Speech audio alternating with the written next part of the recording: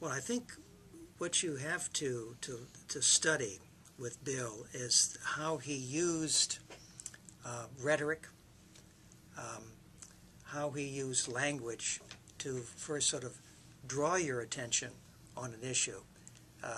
Very often he would start out with some comment maybe in center field. You're saying, well, where is he going? And then he would get your attention, and then he'd draw you into home plate and really talk about that particular issue that concerned him.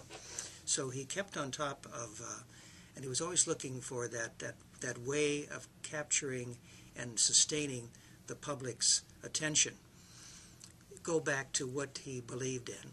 What were the basic principles that he believed in? I mentioned capitalism, patriotism, free enterprise. You can see those are consistent themes of his, starting with God and Man at Yale, his first book, and right straight through for the rest of his career.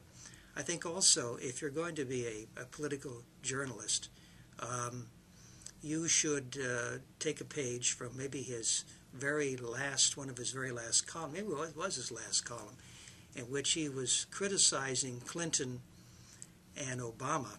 This would have been in late 2007 when they were both candidates running for the presidential nomination, and said, if you're going to be a political communicator, you have to be honest, you have to be clear, you have to be concise, don't engage in rhetorical tricks, don't pander.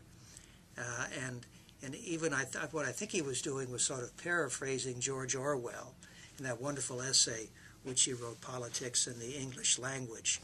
So I think I would start with how Bill used language to talk about politics, and I think there's so much that could be learned from the columns that he wrote, and also I think from the speeches that he gave. His wonderful collection, Let Us Talk of Many Things.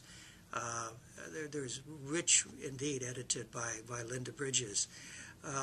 There is so much to be gleaned from that, of how he used language.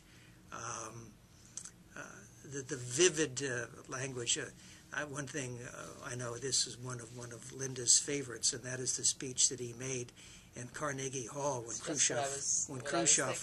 Khrushchev was coming, and he was so furious that he said, "We're going to dye the Hudson River red so that Khrushchev will arrive on a river of blood, on a sea of blood." That was so captured the imagination, and I really think that if he had asked that group there at Carnegie Hall to march on City Hall and demand that Mr. Khrushchev not be allowed to enter the city, they would have marched. So although he was cool and cerebral, when it came to something like communism, when it came to someone like a dictator, like Nikita Khrushchev, the butcher of Ukraine, he could be fiery and passionate.